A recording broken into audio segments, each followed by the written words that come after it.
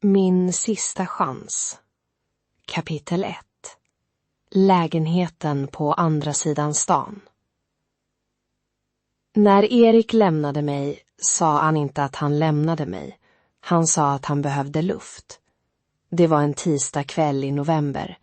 Regnet slog mot köksfönstret och pastan kokade över på spisen. Jag stod med en pastaslev i handen när han kom in i köket med sin jacka på. Jag går ut en stund, sa han. Jag minns att jag tittade på hans skor.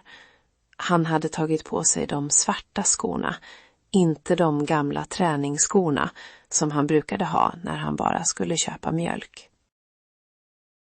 De svarta skorna hade han när han skulle någonstans där han ville se bra ut. Nu, frågade jag. Han såg inte på mig. Jag behöver tänka. Sedan gick han.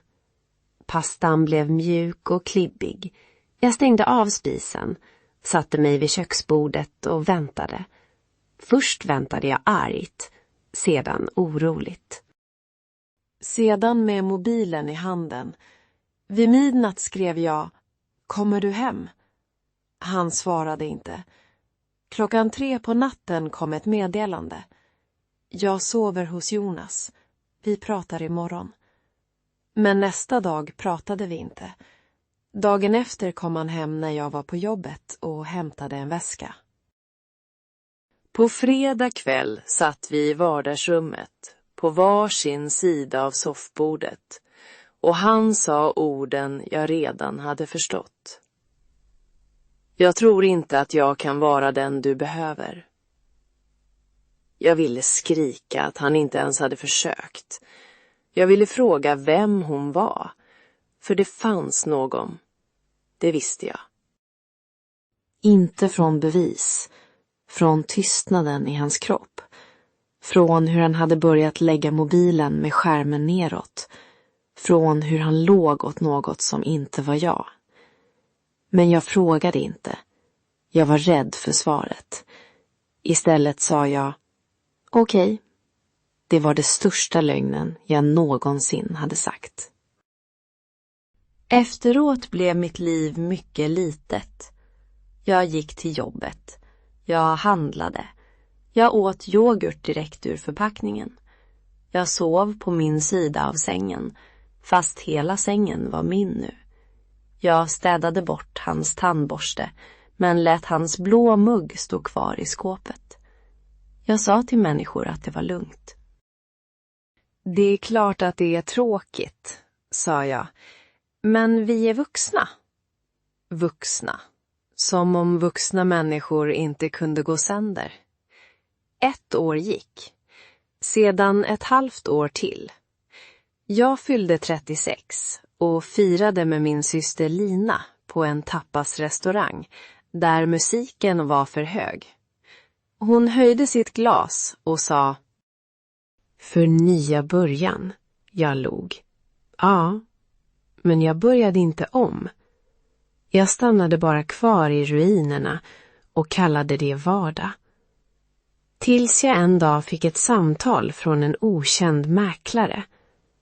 "Hej, jag söker Sara Lind. Du har anmält intresse för en lägenhet på Södra Parkgatan." Jag stod i personalrummet på vårdcentralen där jag jobbade som receptionist. Hör förståelse till nästa del. Fråga: var känner Sara när hon kliver in i den nya lägenheten? Kaffemaskinen lät som en gammal motor bakom mig. "Det måste vara ett misstag", sa jag. "Du står i kön", sa mäklaren, "och personen före dig tackade nej. Vill du komma på visning ikväll?" Jag hade ställt mig i den där kön 2 år tidigare, under en kväll när Erik och jag bråkade om allt. Jag hade glömt det. Lägenheten låg på andra sidan stan. Bara 42 kvadratmeter. 1 rum och kök. Balkong mot en innergård med ett stort träd i mitten. Jag gick dit efter jobbet utan att tänka. Jag tänkte att jag bara skulle titta. Men när jag klev in kände jag något jag inte hade känt på länge. Tystnad. Inte den tunga tystnaden i min gamla lägenhet, där varje vägg mindes Erik. En ny tystnad. Tom, ljus, möjlig. I köket stod en liten gul pall. Någon hade glömt den där. Jag satte mig på den och såg ut genom fönstret. På gården cyklade ett barn runt trädet. En äldre man vattnade en kruka. Mäklaren pratade om avgift, förråd och tvättstuga. Jag hörde nästan ingenting. Jag såg bara mig själv där. En säng vid väggen. Ett köksbord med 2 stolar. Inte 4. Mina böcker i fönstret. Inga blå muggar som väntade på någon som aldrig kom hem. När jag gick därifrån fick jag ett papper i handen. Du måste svara senast fredag, sa mäklaren. Annars går han vidare till nästa person. Fredag. 3 dagar. På bussen hem höll jag pappret hårt i handen. Det kändes inte som en lägenhet.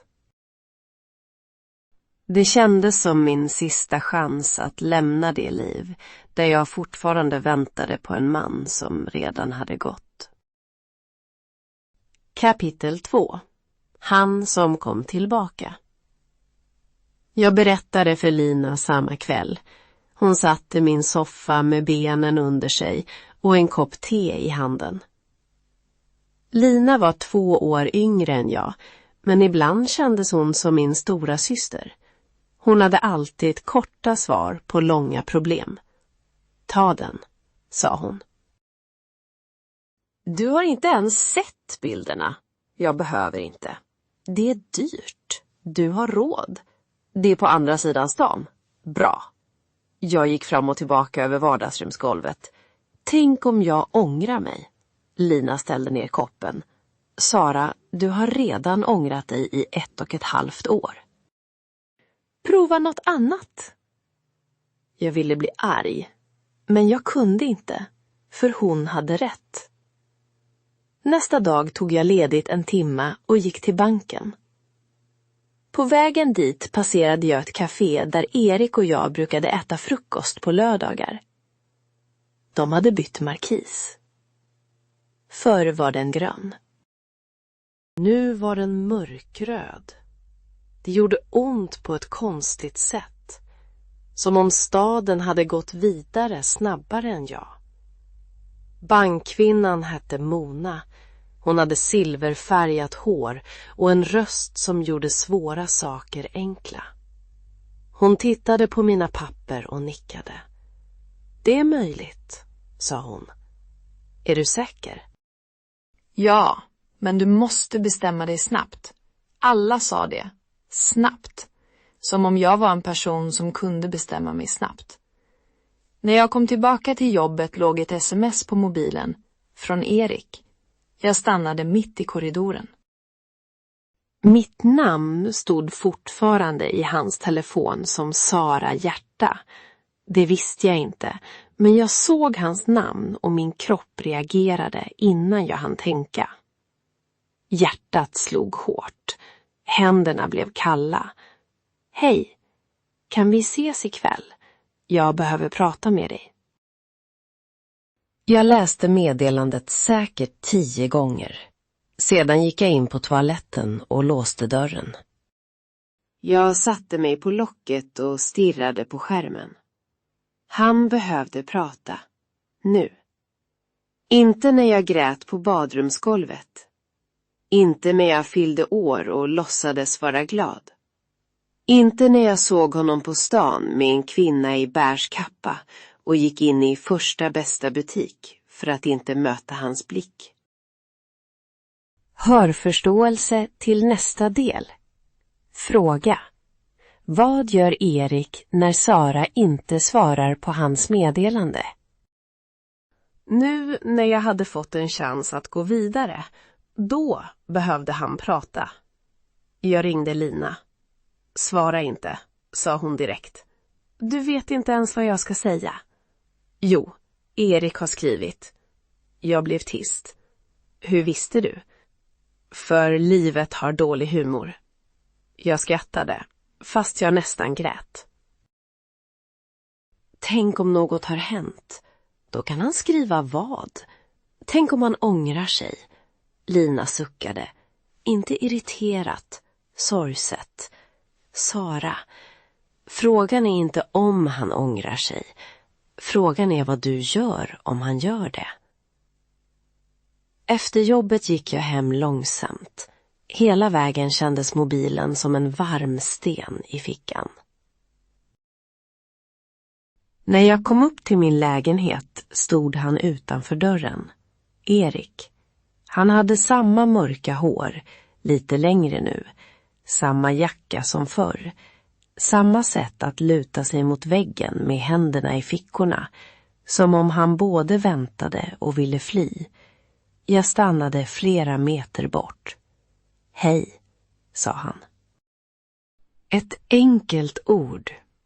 Ändå öppnade det något i mig som jag trodde var stängt. Vad gör du här? Frågade jag. Han såg ner. Du svarade inte. Då åkte du hit. Jag vet. Förlåt. Jag borde ha bett honom gå. Jag borde ha sagt att jag inte ville prata.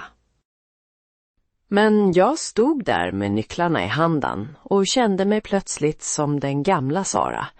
Hon som alltid ville förstå. Hon som alltid gav en chans till. 5 minuter, sa jag.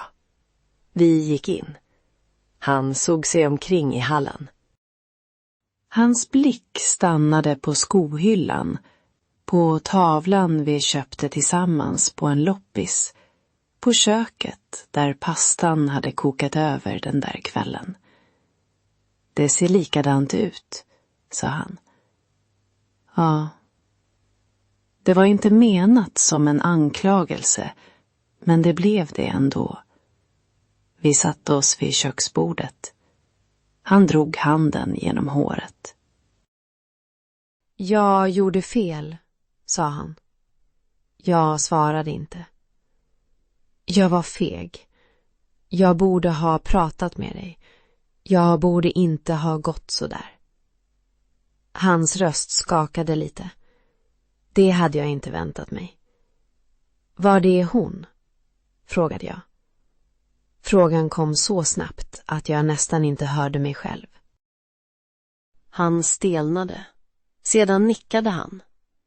Ja, ett ord. Det gjorde fortfarande ont. Inte som förut, när smärtan var vass och ny.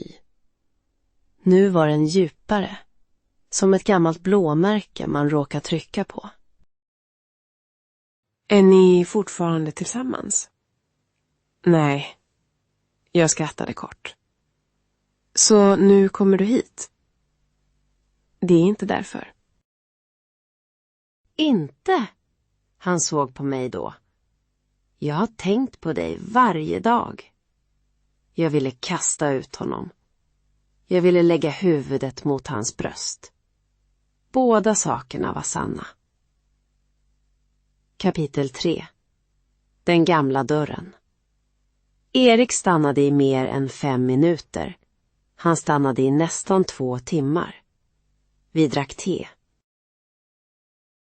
Inte för att jag ville vara vänlig, utan för att jag behövde något att hålla i. Han berättade att relationen med den andra kvinnan hade tagit slut efter några månader. Att han hade skämts, att han inte vågat kontakta mig. Jag trodde att du hatade mig, sa han. Ibland gjorde jag det. Han nickade. Det förstår jag. Det gjorde mig arg att han förstod. Jag ville att han skulle försvara sig så att jag kunde vara säker på min ilska. Men han satt där och tog emot allt. Varför nu? Frågade jag. Han tittade mot fönstret. Jag såg dig igår. Var? Utanför banken. Jag kände hur magen drog ihop sig. Följde du efter mig? Nej, jag var på andra sidan gatan. Jag skulle köpa lunch. Jag såg dig gå in. Du såg annorlunda ut. Annorlunda. Som om du var på väg någonstans. Jag höll koppen med båda händerna. Det kanske jag är. Han såg på mig. Vad menar du? Jag vet inte varför jag berättade. Kanske ville jag att han skulle förstå att jag inte längre bara satt och väntade. Kanske ville jag såra honom lite. Kanske ville jag att han skulle säga att jag inte skulle gå. Jag har fått erbjudande om en lägenhet, sa jag. På Södra Parkgatan. Hans ansikte förändrades. Ska du flytta? Kanske. När måste du svara? Fredag. Han lutade sig tillbaka. Oj, det lilla ordet fyllde hela köket. Efter en stund sa han: jag hade tänkt fråga om vi kunde försöka igen. Där var det. Meningen jag hade väntat på i 1,5 år. Jag hade fantiserat om den så många gånger. I duschen, på bussen, när jag såg par hålla varandra i handen. Jag hade tänkt att om han bara kom tillbaka, om han bara sa att han ångrade sig, då skulle smärtan få en mening. Nu satt han där. Och jag kände inte bara glädje. Jag kände rädsla. Varför? Frågade jag. Han såg förvånad ut. För att jag älskade dig. Förr hade de orden varit nog. Nu var de inte nog. Du älskade mig då också, sa jag. Han sänkte blicken. Ja, men du gick. Ja, det fanns inget mer att säga just då. När han gick stod vi i hallen. Han tog inte på mig. Jag var tacksam för det. Får jag ringa dig imorgon? Frågade han. Jag tänkte på lägenheten, på den gula pallen i köket, på trädet på innergården. Du får skriva, sa jag. Efter att dörren stängdes gick jag runt till lägenheten. Allt såg annorlunda ut nu. Inte för att något hade förändrats, utan för att Erik hade varit där. Hans röst låg kvar i rummen, hans skugga vid köksbordet, hans hand på tekoppen. Jag öppnade skåpet och tog fram den blå muggen. Hans mugg. Jag hade sparat den som ett bevis på kärlek, fast den egentligen bara var ett bevis på att jag inte hade släppt taget. Jag höll den över soppåsen. Sedan ställde jag tillbaka den. Jag klarade det inte. Nästa morgon sov jag för länge. På jobbet gjorde jag fel 3 gånger i bokningssystemet. En patient blev irriterad för att jag gav henne fel tid. Min kollega Amir frågade om jag var sjuk. Nej, sa jag. Bara dum. Han log snällt. Det är inte en diagnos. Amir var den sortens person som aldrig trängde sig på, men ändå såg mer än andra. På lunchen satte han sig mitt emot mig. Vill du ha råd eller vill du bara äta tyst? Frågade han. Tyst. Okej. Vi åt det i 3 minuter. Sedan sa jag, mitt ex vill komma tillbaka. Amir lade ner gaffeln. Aj. Det var ett bra svar. Inte åh vad roligt. Inte ta honom inte. Bara aj. Och jag har fått chans på en ny lägenhet. Fortsatte jag. Samma vecka. Ja. Livet är dramatiskt när du vill. Jag skrattade lite. Amir tänkte en stund. Kan jag säga en sak? Jag vickade. Ibland tror man att man måste välja mellan en person och ett nytt liv. Men det kanske egentliga valet är mellan gamla Sara och nya Sara. Jag såg ner på min mat. Jag vet inte vem nya Sara är. Nej, sa han. Men hon kanske behöver en egen adress. Den meningen följde mig resten av dagen. Kapitel 4. Fredag. Erik skrev varje dag. Inte mycket, bara små meddelanden. Jag tänker på dig. Jag förstår om du är arg. Kan vi ta en promenad? Jag svarade kort. Ibland inte alls. På torsdagen träffades vi i parken där vi brukade gå när vi var tillsammans. Träden hade gula löv och marken var våt. Vi gick bredvid varandra med ett avstånd mellan oss som kändes både för stort och för litet. Jag går i terapi nu, sa han. Jag tittade snabbt på honom. Gör du? Ja, sedan i våras. Varför? Han drog upp dragkedjan på jackan. För att jag förstörde det bästa jag hade. Det var en vacker mening. Farligt vacker. Jag stannade vid en bänk. Erik, jag kan inte vara ditt bevis på att du har blivit bättre. Han såg nästan skadad ut. Det är inte så jag menar. Kanske inte, men jag måste säga det. Han nickade långsamt. Jag saknar dig. Jag saknar också dig. Orden kom tyst. Och de var sanna. Jag saknade hur han brukade sjunga fel text till låtar när han lagade mat. Jag saknade hans hand på min rygg när vi gick genom folkmassor. Jag saknade fredagskvällar med hämtmat och serier vi aldrig såg klart. Men jag saknade inte att undra var hans tankar var. Jag saknade inte att känna mig för mycket. Jag saknade inte kvinnan jag blev när jag försökte hålla kvar någon som redan hade ena foten utanför dörren. Om vi försöker igen, sa han, så gör vi det långsamt, på riktigt, jag lovar. Löften. Jag hade levt länge på hans löften. Vissa hade varit äkta när han sa dem. Det var kanske det svåraste. Han hade inte alltid ljugit. Ibland hade han bara inte känt sig själv. Jag måste svara på lägenheten imorgon, sa jag. Han blev tyst. Vill du att jag ska säga att du inte ska ta den? Frågade han. Jag såg på honom.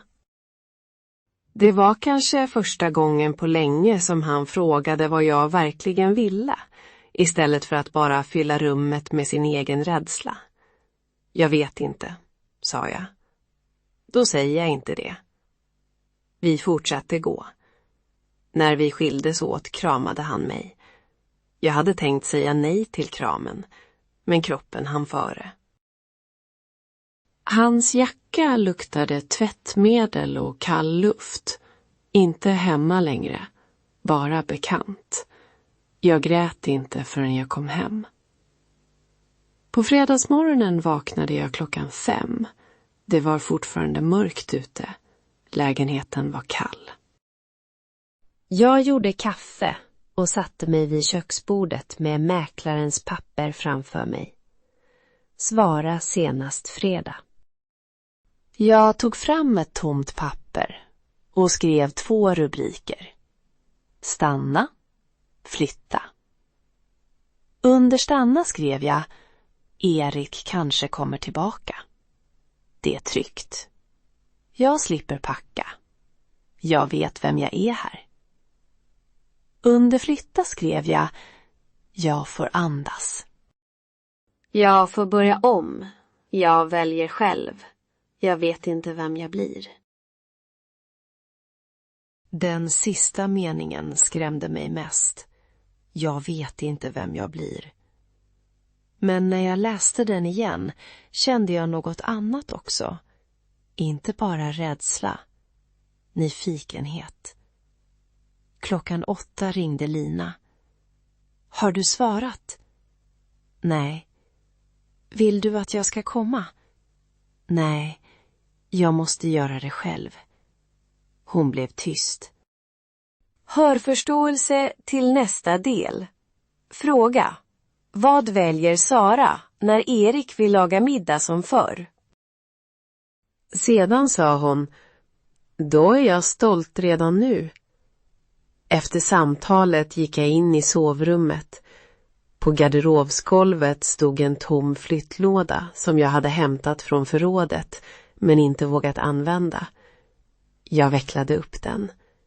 Det lilla ljudet av kartong som öppnas kändes större än jag hade väntat mig. Jag gick till köket och tog den blåa muggen ur skåpet. Den här gången höll jag den inte över soppåsen. Jag diskade den noga, torkade den och lade den i lådan. Inte för att ta med den, för att lämna den till Erik när han hämtade resten av sina saker. Sedan öppnade jag datorn. Mina fingrar skakade när jag skrev till mäklaren. Hej, jag vill tacka ja till lägenheten. Jag satt länge innan jag tryckte på skicka. Precis när jag skulle göra det kom ett meddelande från Erik. Kan jag komma förbi ikväll? Jag vill laga middag till dig. Som förr. Som förr. 2 ord som kunde dra mig tillbaka genom tiden.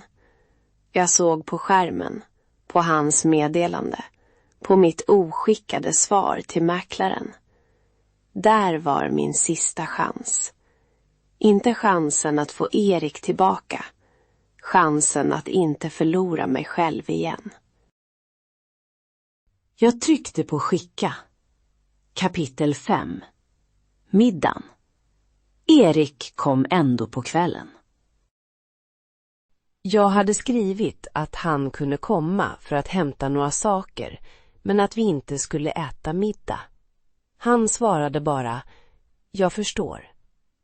När han ringde på stod jag mitt i hallen bland 3 flyttlådor. Jag hade packat böcker, lakan och några fotografier. Lägenheten såg redan mindre ut. Erik såg lådorna direkt. Du tog den, sa han. Ja, han nickade, men hans ansikte föll. Jag ville trösta honom. Det var nästan en reflex. Jag ville säga att det inte behövde betyda något. Att vi kunde se att allt var öppet. Men det hade betytt något. Det måste få betyda något. Jag har lagt dina saker i vardagsrummet, sa jag. Han gick in. I en låda låg några böcker, en halsduk, 2 skjortor och den blå muggen, inslagen i tidningspapper. Han tog upp muggen. Du sparade den? Ja. Varför? Jag lutade mig mot dörrkarmen. För att jag inte var färdig med dig. Han såg på mig. Är du det nu? Frågan var enkel. Svaret var inte det. Jag gick till fönstret. Utanför hade det börjat regna igen. Samma sorts regn som kvällen han lämnade mig. Nej, sa jag. Inte helt. Han tog ett steg mot mig. Jag höjde handen. Men jag är färdig med att vänta. Han stannade. Tystnaden mellan oss var tjock, men inte tom. Jag trodde att om du kom tillbaka, sa jag långsamt, så skulle allt bli lätt. Jag trodde att det var det jag behövde. Att du skulle säga förlåt. Att du skulle välja mig. Att smärtan då skulle försvinna. Han lyssnade. Men när du kom tillbaka märkte jag något hemskt. Vad? Att jag fortfarande älskar dig. Men jag litar inte på den Sara som försvinner när du står för nära. Hans ögon blev blanka. Jag vill inte att du ska försvinna. Jag vet. Och det gjorde jag. Jag trodde honom. Kanske var han eligare nu. Kanske hade han förändrats. Kanske kunde vi, någon gång i en annan tid, mötas på ett nytt sätt. Men inte i den gamla lägenheten. Inte med mig som en kvinna som ännu inte vågat gå. Jag flyttar nästa helg, sa jag. Han satte sig på soffkanten. Finns det någon chans för oss? Jag blundade. Det hade varit så lätt att säga ja. Inte för att jag var säker, utan för att jag inte ville se honom ledsen. Men jag hade levt för länge så. Jag vet inte, sa jag. Och jag tänker inte ge dig ett löfte bara för att du ska må bättre ikväll. Han drog handen över ansiktet. Det förtjänar jag kanske. Det handlar inte om vad du förtjänar. Jag satte mig mitt emot honom. Det handlar om vad jag behöver. Vi satt där länge. Sedan började han gråta. Jag hade bara sett Erik gråta en gång tidigare, när hans farfar dog. Nu grät han tyst, med huvudet böjt. Det gjorde ont att se, men för första gången kände jag inte att hans smärta automatiskt blev mitt ansvar. Jag hämtade papper och lade på bordet. Han tog ett. Jag är ledsen, sa han. Jag vet. Inte bara för att jag förlorar dig nu. För att jag lämnade dig ensam med allt då. Den meningen gick rakt in i mig. För det var exakt det han hade gjort. Han hade inte bara gått. Han hade lämnat mig med alla frågor, alla minnen, all skam. Han hade fått börja något nytt, medan jag blev kvar i rummet efteråt och försökte förstå vad som hade hänt. Tack för att du säger det, viskade jag. När han gick hade han lådan i famnen. Vid dörren vände han sig om. Jag hoppas att lägenheten blir fin. Jag log svagt. Det hoppas jag också. Han stod kvar en sekund, som om han ville säga något mer. Sedan gick han. Den här gången stängdes dörren mjukt. Och den här gången sprang jag inte efter. Kapitel 6. Min första morgon. Flytten tog 4 timmar. Lina kom med sin bil. Amir kom med starka armar och dåliga skämt. Och min pappa kom med verktyg fast jag hade sagt att jag inte behövde hjälp. Hör förståelse till nästa del. Fråga. Varför svarar Sara inte när Erik ringer första kvällen i den nya lägenheten? Pappa hade aldrig pratat mycket om Erik. Han hade bara sagt: en människa ska göra dig lugnare, inte mindre. Jag förstod honom bättre nu. Den nya lägenheten luktade målarfärg och damm. Golvet knarrade vid fönstret. Balkongdörren gick trögt. I badrummet fanns en spricka i handfatet.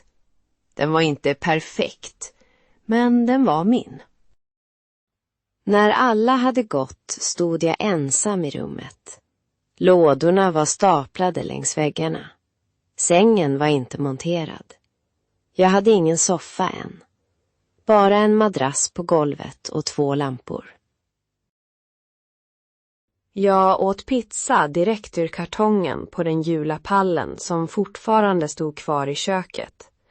Mäklaren hade sagt att den förra ägaren inte ville ha den. Jag ville ha den. På kvällen ringde Erik. Jag lät det ringa. Inte för att straffa honom, inte för att spela stark. För att jag stod med händerna i diskon och tvättade min första kopp i mitt nya kök. Och jag ville inte lämna den stunden. Efter en stund kom ett meddelande. Jag hoppas att första kvällen känns okej. Du behöver inte svara. Jag läste det. Sedan lade jag mobilen med skärmen neråt. Det var en liten sak, men för mig var den stor. Den natten sov jag dåligt. Elementet lät konstigt. Någon på gården rökte och pratade i telefon. Madrassen var för hård. Vid 4 vaknade jag och visste inte var jag var. Sedan mindes jag var hemma. Inte helt, inte än, men på väg. På morgonen öppnade jag balkongdörren. Luften var kall. Trädet på gården hade nästan tappat alla löv. En kvinna gick ut med en liten hund. Någon öppnade ett fönster och hostade. Världen var vanlig. Det var skönt. Jag gjorde kaffe och satte mig på golvet med ryggen mot väggen. Solen kom långsamt in över parketten. Jag tänkte på Erik. På hans händer runt den blå muggen. På hur han såg ut när han förstod att jag verkligen skulle gå. Jag saknade honom. Det gjorde jag. Men saknad var inte längre en order. Den var bara en känsla. Jag kunde känna den och ändå fortsätta. Senare samma dag kom Lina förbi med blommor och en brödrost. En brödrost, sa jag. Alla nya liv behöver rostat bröd. Hon gick runt i lägenheten och nickade som om hon besiktigade ett slott. Här kan du andas, sa hon. Jag såg mig omkring. Kartonger, madrass, spruckit handfat, gul pall. Ja, sa jag. Det tror jag. På kvällen packade jag upp böckerna. En efter en. Jag ställde dem i fönstret först, eftersom jag inte hade någon bokhylla. Mellan 2 romaner hittade jag ett gammalt fotografi av mig och Erik från en sommar vid havet. Vi log in i kameran. Hans arm låg runt mina axlar. Jag mindes den dagen. Jag mindes också hur rädd jag hade varit för att bilden skulle försvinna om rationen försvann. Men bilden var bara en bild. Den kunde få finnas utan att bestämma över mig. Jag lade den i en låda märkt minnen. Inte på väggen, inte i soporna, bara i en låda. En vecka senare kom ett vykort i brevlådan. Ingen avsändare på framsidan. Bara mitt namn och min nya adress. På baksidan stod det: Jag är glad att du tog lägenheten. Förlåt för att jag kom tillbaka först när du var på väg bort. Erik. Jag läste kortet 2 gånger. Sedan satte jag det inte på kylskåpet. Jag la det i samma låda som fotografiet. Den kvällen gick jag ut på balkongen med en filt runt axlarna. Staden lät annorlunda här. Fler bussar, fler röster. Någon spelade musik i huset bredvid. Jag tänkte på orden jag hade sagt till mig själv. Min sista chans. Jag hade trott att chansen handlade om Erik. Om man skulle välja mig eller inte. Om kärleken kunde komma tillbaka. Om det som gick sönder kunde bli helt igen. Men min sista chans handlade inte om att bli vald. Den handlade om att välja. Att välja en nyckel i min egen hand. Att välja en morgon där ingen gammal dörr bestämde var jag skulle gå. Att välja ett liv där jag kunde älska någon utan att lämna mig själv ensam. Kanske skulle jag älska igen. Kanske skulle jag till och med prata med Erik en dag, när mitt hjärta inte längre sprang före mig. Jag visste inte. Men jag visste detta. När han lämnade mig trodde jag att mitt liv blev mindre. Nu stod jag på min lilla balkong i en liten lägenhet på andra sidan stan och kände något växa. Inte snabbt, inte som i filmer, men långsamt, tyst och sant. Jag tog ett djupt andetag. För första gången på länge väntade jag inte på att någon skulle komma hem. Jag var redan hemma. Kapitel 7.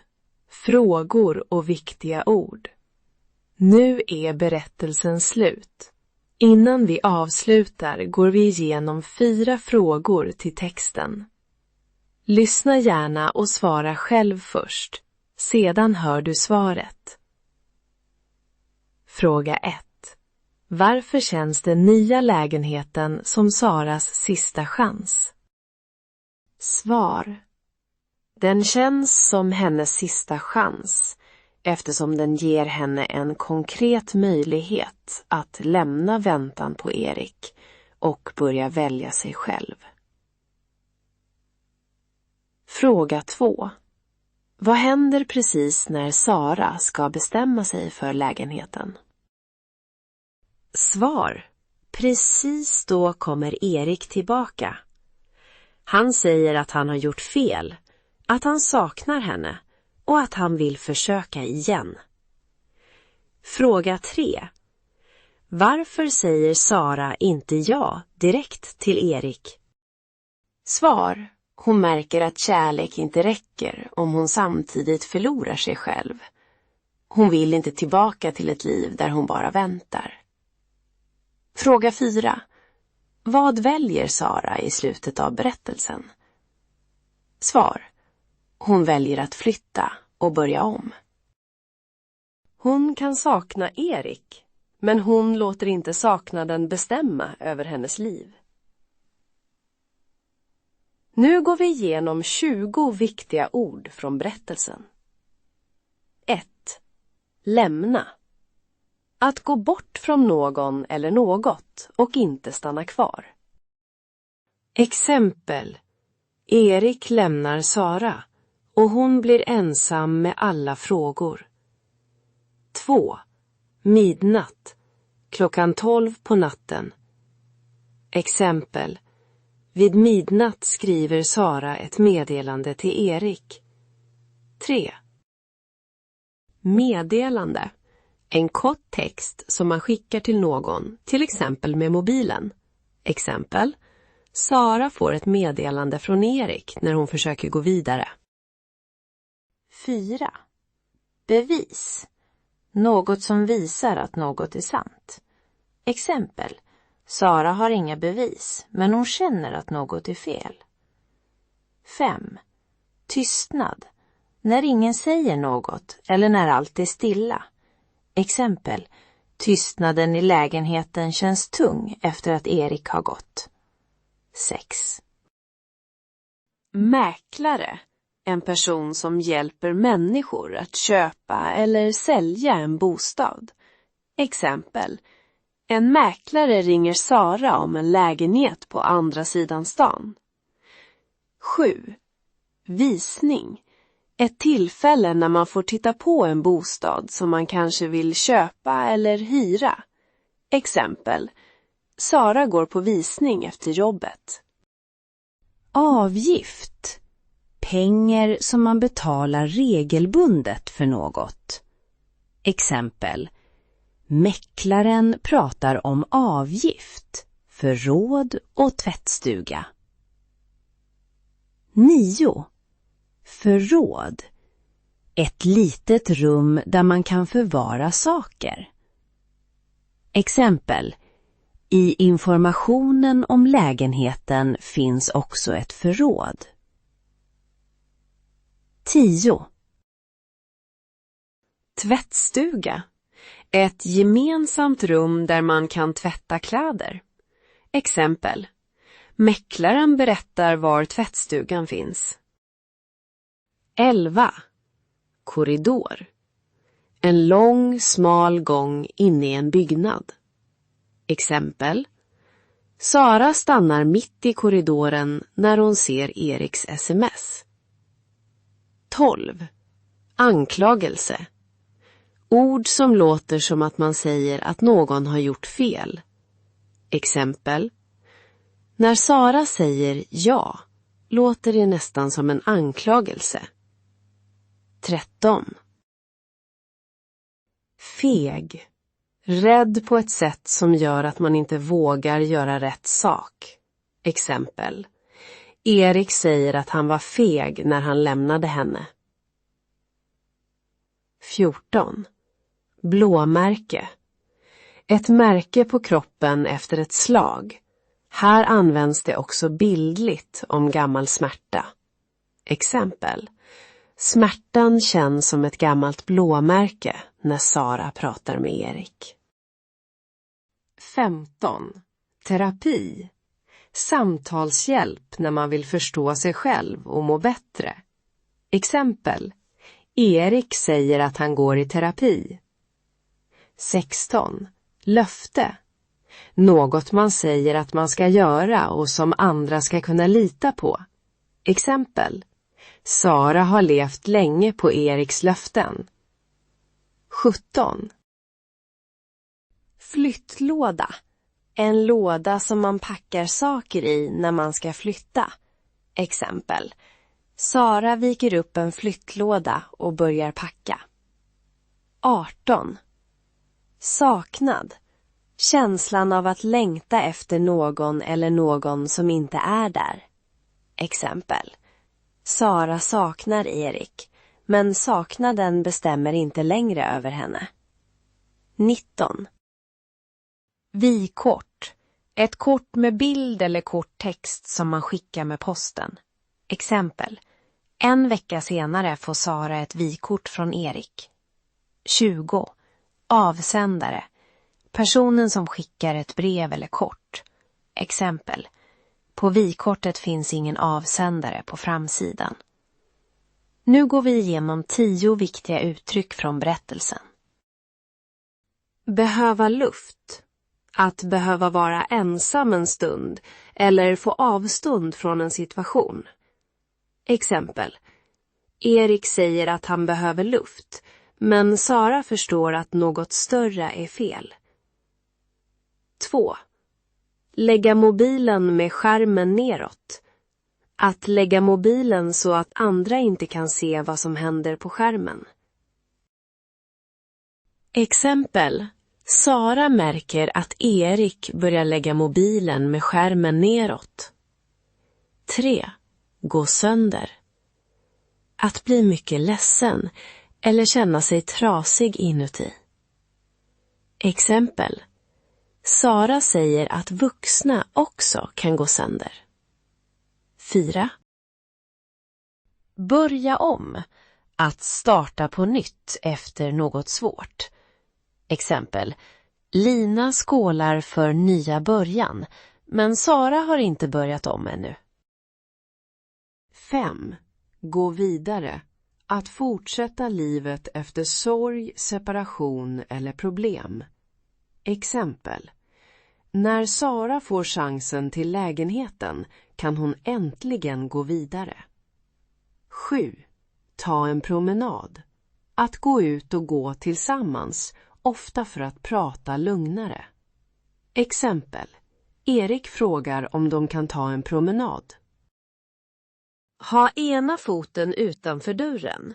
Att nästan redan vara på väg bort från en relation eller situation. Exempel. Sara minns hur det kändes när Erik hade ena foten utanför dörren. 8. Tacka ja. Att säga ja till ett erbjudande. Exempel. Sara tackar ja till lägenheten. 9. Som förr. På samma sätt som tidigare. Erik vill laga middag som förr, men Sara vill inte tillbaka till det gamla. 10. Lämna mig själv ensam. Att överge sina egna behov för någon annans skull. Exempel. Sara vill kunna älska utan att lämna sig själv ensam. Nu svarar vi på frågorna från berättelsen. Fråga 1. Vad känner Sara när hon kliver in i den nya lägenheten? Svar.